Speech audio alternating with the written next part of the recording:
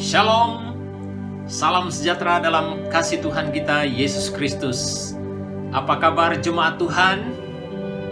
Doa dan harapan semoga jemaat tetap berada dalam keadaan yang sehat, kuat, dan ceria selalu. Puji Tuhan, kita bersyukur karena kita dapat bertemu pada minggu ini menerusi ibadah online. Kita berterima kasih untuk tim media yang setia memastikan kita tetap mengikuti ibadah online setiap minggu. Terima kasih untuk pelayanan Anda, untuk tim Praise and Worship yang selalu memberkati kita melalui puji-pujian yang menyegarkan rohani kita. Terima kasih untuk pelayanannya.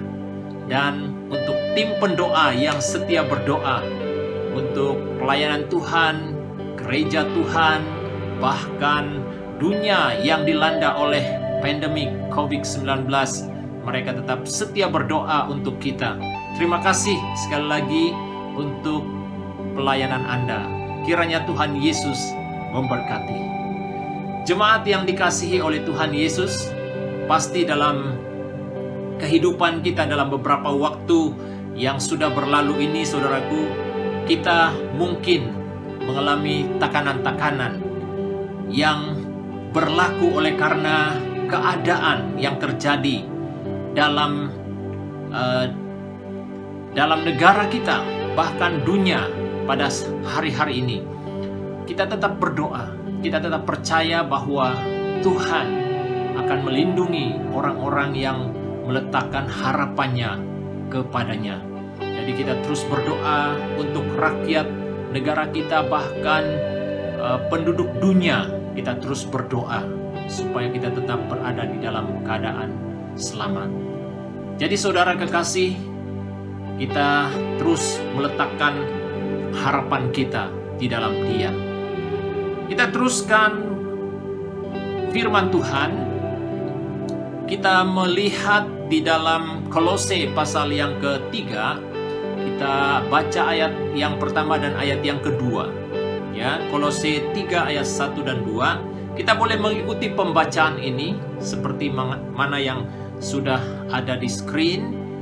Kita baca ayat ini bersama-sama. Dalam ayat yang pertama dikatakan, "Karena itu, kalau kamu dibangkitkan bersama dengan Kristus, carilah perkara yang di atas, di mana Kristus ada, duduk di sebelah kanan Allah." Ayat yang kedua, "Pikirkanlah perkara yang di atas, bukan yang di bumi." Demikian pembacaan firman pada hari ini. Mari kita berdoa sejenak sebelum kita membahas bagian firman Tuhan ini. Mari kita berdoa bersama-sama. Allah Bapa yang ada di sorga, kami bersyukur buat kebenaran firman-Mu yang sudah kami baca. Kami percaya sungguh Tuhan, apa yang telah kami baca adalah perkataan Allah sendiri, perkataan Allah yang hidup, firman yang hidup. Oleh itu, kami mau belajar, mau mendengar kebenaran ini Bapa, agar kebenaran firman-Mu Bapa terus menuntun kami, membawa kami untuk terus berjalan bersama Yesus, dan kami juga dapat melihat kuasa mujizat Tuhan yang terjadi dalam hidup kami. Hamba serahkan pemberitaan firman ini dari permulaan sampai selesai. Nama Tuhan Yesus dimuliakan, diagung tinggi dalam pemberitaan ini. Segala halangan-halangan yang mau menghalang konsentrasi kami mendengar firman, kami sehati berdoa dengan iman kami patah lumpuhkan kuasa itu ya Tuhan. Biarlah kuasa Roh Kudus-Mu mengambil alih dalam hati dan pikiran kami, agar apa yang kami dengar dapat memberi kekuatan, pertumbuhan bagi rohani kami. Terima kasih Bapa di sorga, dalam nama Tuhan Yesus hamba serahkan permohonan doa ini. Haleluya, haleluya, amin. Jemaat yang saya kasihi dalam Tuhan Yesus Kristus, daripada pembacaan firman ini kita mempelajari satu tema, yaitu fokus pada Kristus, dasar kekuatan kesaksian kita. Jadi fokus kepada Kristus itu merupakan dasar kekuatan kita. Dalam kita bersaksi, dalam apapun yang kita lakukan saudaraku, itu akan menjadi kekuatan untuk kita. Kenapa? Karena kita berfokus kepada penyelamat kita. Kita berfokus kepada penolong agung kita, yaitu Yesus Kristus sendiri, saudaraku. Dari pembacaan ini, saudaraku, kita akan menarik satu ayat yang menjadi peneguhan buat kita. Dari ayat yang kedua, Paulus katakan, pikirkanlah perkara yang di atas, ya, yang di atas, bukan yang di bumi. Apa maksud firman Tuhan ini, saudara kekasih? Paulus mengajak jemaat yang ada di Kolose supaya mereka melihat Kristus dalam kehidupan pribadi mereka. Nah, jadi latar belakang teks ini, saudaraku, mengapa dengan tegas Paulus berkata kepada jemaat di Kolose supaya mereka fokus kepada Kristus? Karena ada hal-hal yang meragukan iman percaya orang-orang yang ada di Kolose pada waktu itu. Jadi ada pengajar-pengajar yang coba memesongkan pengajaran firman yang telah mereka dengar.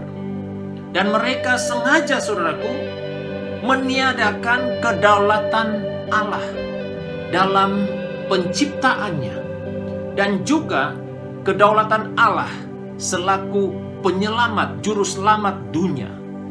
Jadi pengajar-pengajar ini datang untuk meragui orang-orang Kristen yang ada di Kolose pada waktu itu. Itu sebabnya, saudaraku, mengapa Paulus katakan, pikirkanlah perkara yang di atas, bukan yang di bumi. Dia mengajak mereka, saudaraku, supaya dalam kesukaran ataupun dalam kebingungan yang terjadi di kalangan orang-orang Kristen, supaya mereka jangan fokus kepada hal-hal yang salah, supaya mereka lihat kepada Kristus.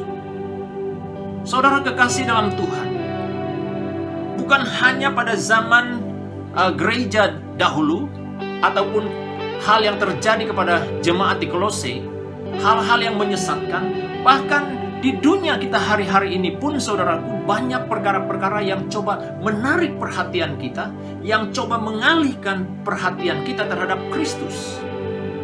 Oleh itu, saudaraku, firman Tuhan dia sangat sinonim dan dia sangat kontekstual untuk kita yang hidup pada hari ini. Mengajak kita supaya kita melihat Kristus dalam fokus hidup kita. Mengapa kita harus memikirkan hal yang di atas? Itu berkata tentang di mana Kristus ada. Di atas itu berkata tentang kemuliaan, tempat di mana Kristus bertakhta, saudara. Pada saat kita fokus kepada Kristus, hal-hal yang terjadi dalam dunia ini, bahkan yang ada di samping kita hari ini, saudaraku, itu tidak akan mempengaruhi cara pikiran kita terhadap Kristus. Mengapa pikiran itu diutamakan? Karena pikiran ini, saudaraku, sangat menentukan bagaimana kehidupan kita, bagaimana pembawaan kita, bagaimana tindakan kita. Semuanya itu dimulai daripada pikiran kita. Saudara kekasih, fokus kepada Kristus ini, saudaraku, bagaimana itu harus terjadi dalam hidup kita. Ada beberapa perkara yang kita pelajari. Yang pertama yaitu fokus pada Kristus dasar kekuatan kesaksian kita. Berarti yang pertama itu kita mengutamakan Kristus selaku pusat kebenaran hidup kita. Kita akan mengutamakan dia menjadi pusat kebenaran hidup kita, yang menjadi sumber kebenaran hidup kita. Itulah maksudnya, saudara. Kembali kepada pembacaan firman Tuhan sebentar tadi, saudaraku. Dikatakan dalam kita lihat dalam Kolose pasal 3 ayat yang pertama. Dikatakan bagian firman Tuhan ini dikatakan dalam ayat yang pertama, karena itu Kalau kamu dibangkitkan bersama dengan Kristus, carilah perkara yang di atas, di mana Kristus ada, duduk di sebelah kanan Allah. Berarti kita mengutamakan Kristus itu selaku pusat kebenaran hidup kita. Apabila Kristus itu menjadi pusat kebenaran hidup kita, apa yang terjadi, saudara kekasih? Hidup kita akan mengalami perubahan. Dikatakan hidup kita telah disatukan dengan Kristus. Jadi perubahan itu hanya terjadi ketika kita bersatu dengan Kristus. Kalau kita dikatakan bersatu dengan Kristus, saudaraku, tidak ada lagi yang dapat menentang cara berpikir kita, cara hidup kita. Karena kita telah bersatu dengan Kristus. Dia adalah kekuatan kita. Kekuatan-kekuatan ataupun kuasa-kuasa lain yang ada di dunia ini, saudaraku, tidak dapat mengalahkan kuasa Kristus.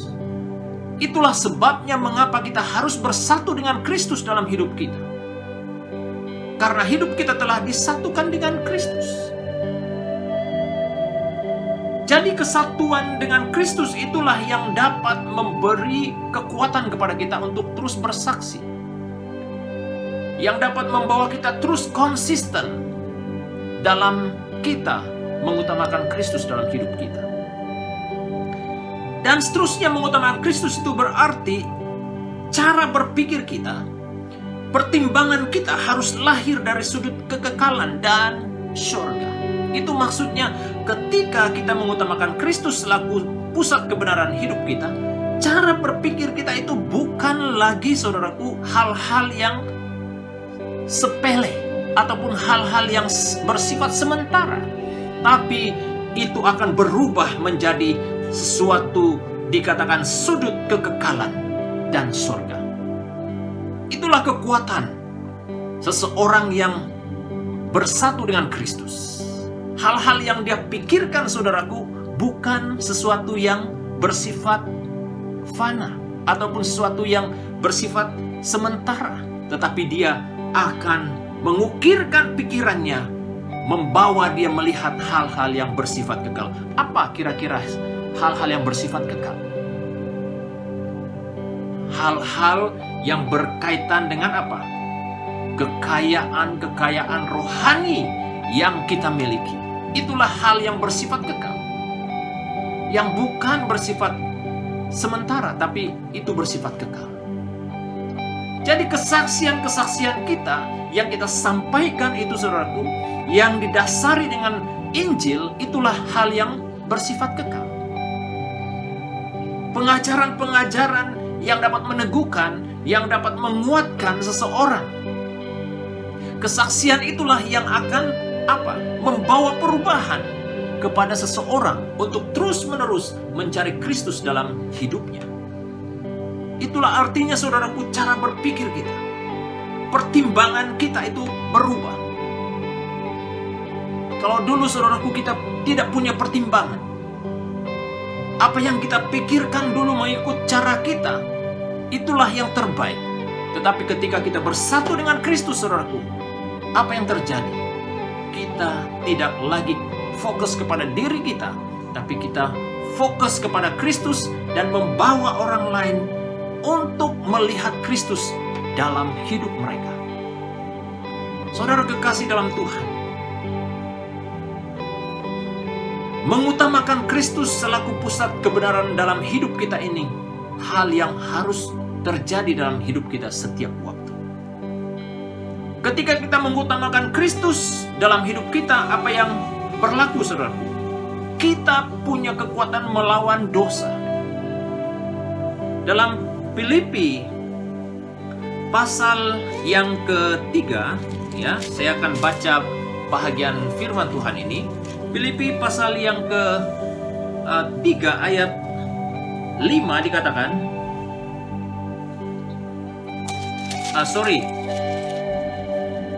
dalam Kolose pasal 3 ya.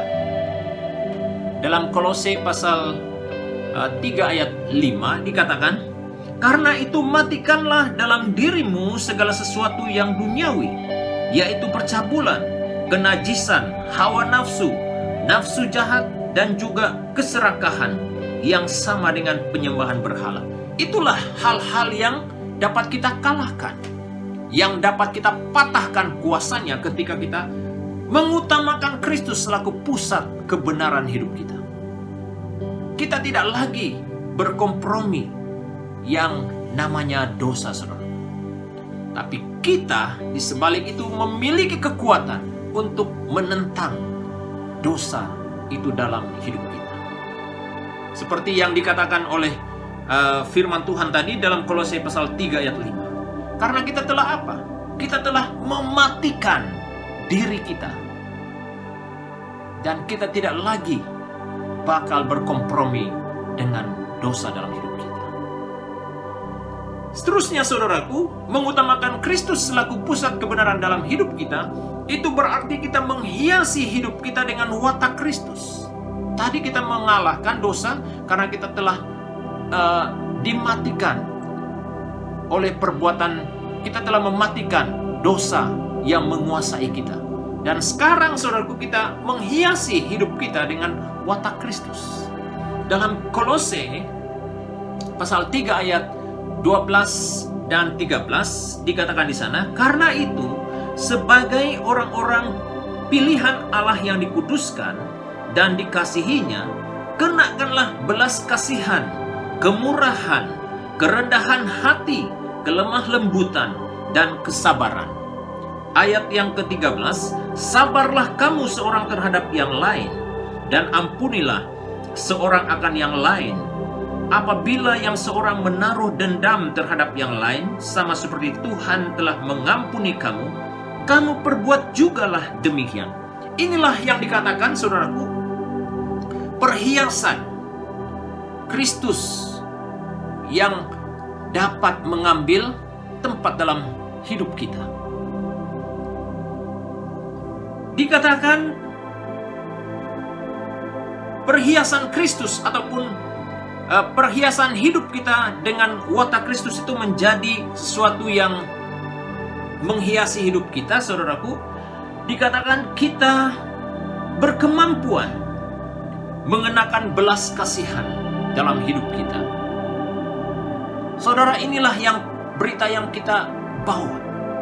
Bagaimana belas kasihan Kristus itu pertama-tama telah ditunjukkan kepada kita. Itulah berita yang perlu kita sampaikan, yang perlu orang lain dengar, supaya mereka juga mengalami berkat yang sama dalam hidup mereka. Selain itu, saudaraku, apalagi kerendahan hati, kelemah lembutan, dan kesabaran. Bahkan dikatakan dalam ayat yang ke-13, sabarlah kamu seorang terhadap yang lain, dan ampunilah seorang akan yang lain. Jadi firman Tuhan itu, saudaraku, dia menghiasi hidup kita, supaya perhiasan Kristus itu, saudaraku, nampak kepada orang-orang yang belum mendengar berita baik itu. Daripada pembawaan itulah orang mengenal Kristus yang hidup di dalam kita. Dimanapun kita pergi, saudaraku, orang akan kenal siapa diri kita. Itulah kesaksian yang dapat kita bawa, yang dapat mewarnai kehidupan kekristenan kita. Melalui itu, saudaraku, orang akan tertarik mencari, bahkan menerima Kristus sebagai Tuhan dan Juru Selamat dalam hidup mereka. Poin yang kedua, saudaraku, fokus pada Kristus itu dasar kekuatan kesaksian kita. Yang kedua yaitu mengandalkan Kristus selaku sumber karakteristik dalam hidup kita. Dalam Kolose pasal 3 ayat 3 dikatakan, sebab kamu telah mati dan hidupmu tersembunyi bersama dengan Kristus di dalam Allah. Kita ini sudah mati terhadap kehidupan dosa kita. Maksudnya, saudaraku, kehidupan lama kita itu sudah mati. Dan kehidupan yang kita hidupi sekarang ini adalah kehidupan di dalam Kristus Yesus. Kristuslah yang mengambil alih dalam hidup kita. Dialah yang harus dimunculkan, kata firman Tuhan di sini. Berarti kita mengandalkan Kristus selaku sumber karakteristik kita. Kenapa itu penting, saudara? Karena tanpa Kristus yang menjadi andalan kita sebagai sumber karakteristik kita, kita akan gagal dalam kesaksian kita ataupun dalam karakter kita sebagai orang percaya. Kita tidak dapat bertahan dengan kekuatan kita, dengan kemampuan kita sendiri, tidak dapat. Kecuali Kristus yang dikatakan dalam ayat yang ketiga,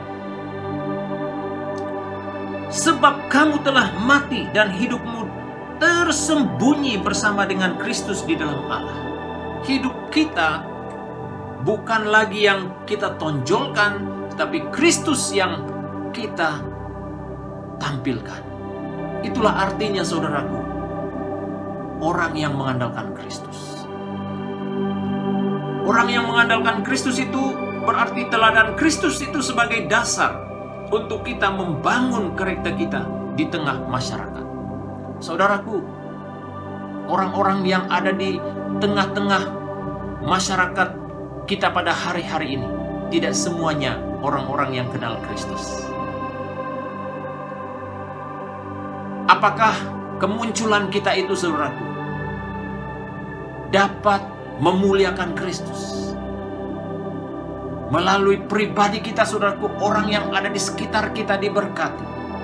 Orang yang ada di sekitar kita diteguhkan imannya. Bahkan orang-orang yang ada di sekitar kita itu sangat excited. Mereka sangat rindu mau memiliki Kristus dalam hidup mereka. Itu tidak mustahil pada waktu teladan Kristus itu sebagai dasar kita membangun karakter kita di tengah-tengah masyarakat yang memerlukan Kristus, saudara. Mengandalkan Kristus juga berkata tentang teladan Kristus itu karakter yang tertinggi. Ya, itu adalah karakter yang tertinggi. Dalam Filipi, ya, kita rujuk firman Tuhan dalam Filipi pasal yang kedua, ya, ayat yang kedua, pasal yang kedua, ayat yang ke-9.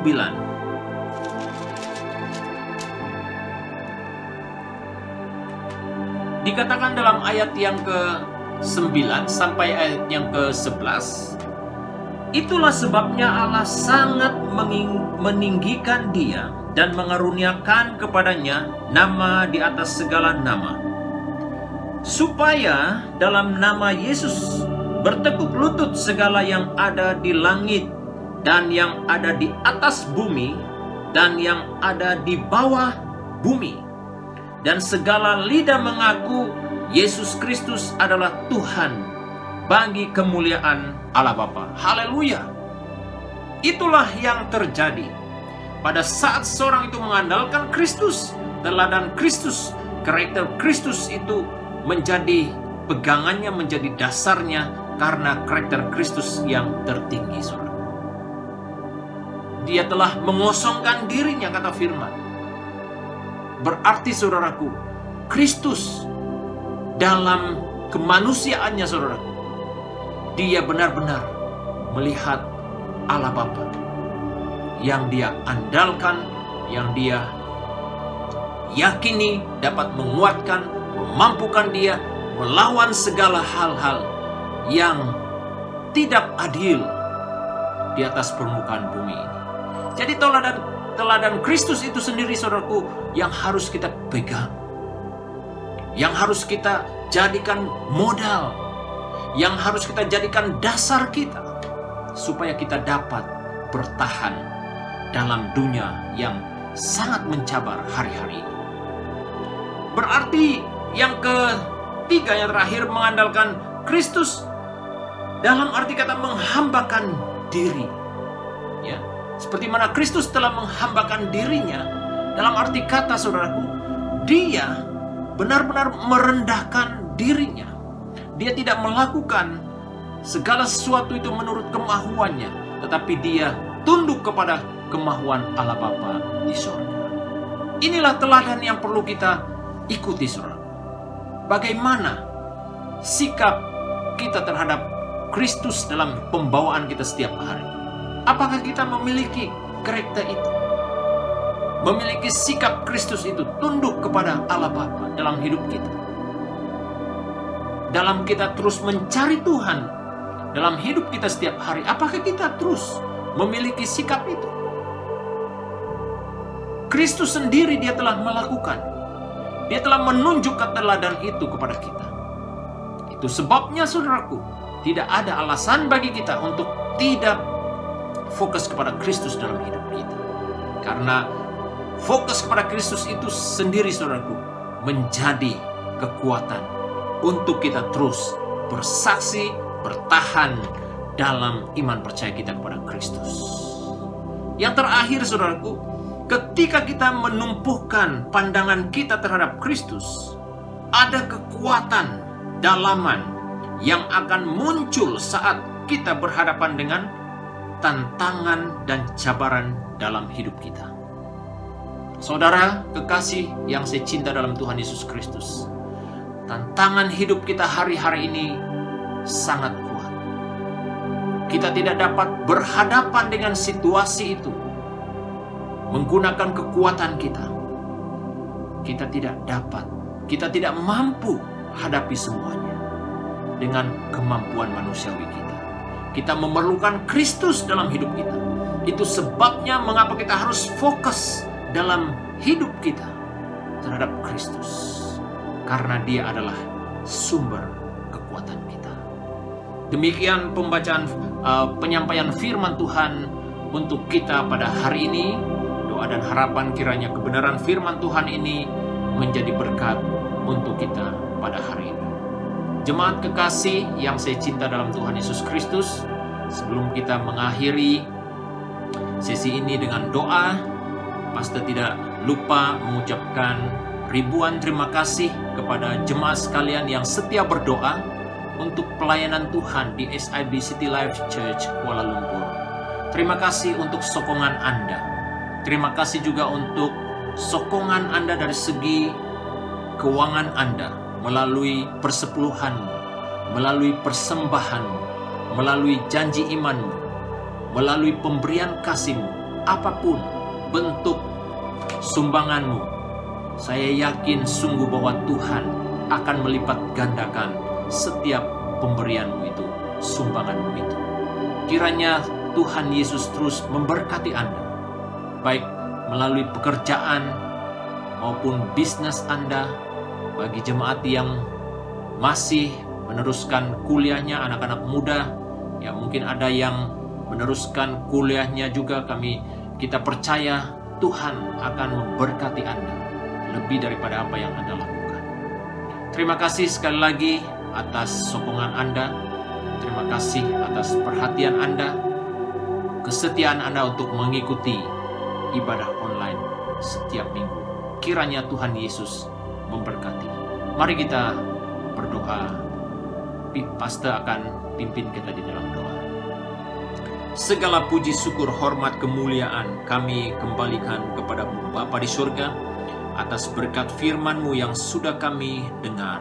Kami percaya kebenaran-Mu Tuhan mengambil tempat di hati kami, memberi kekuatan baru bagi kami supaya kami terus bersemangat meneruskan kehidupan kami bersama Yesus Kristus. Hamba berdoa ya Tuhan, kiranya kebenaran-Mu ini akan terus menguatkan iman jemaat sekalian, untuk kami terus setia bersaksi, membawa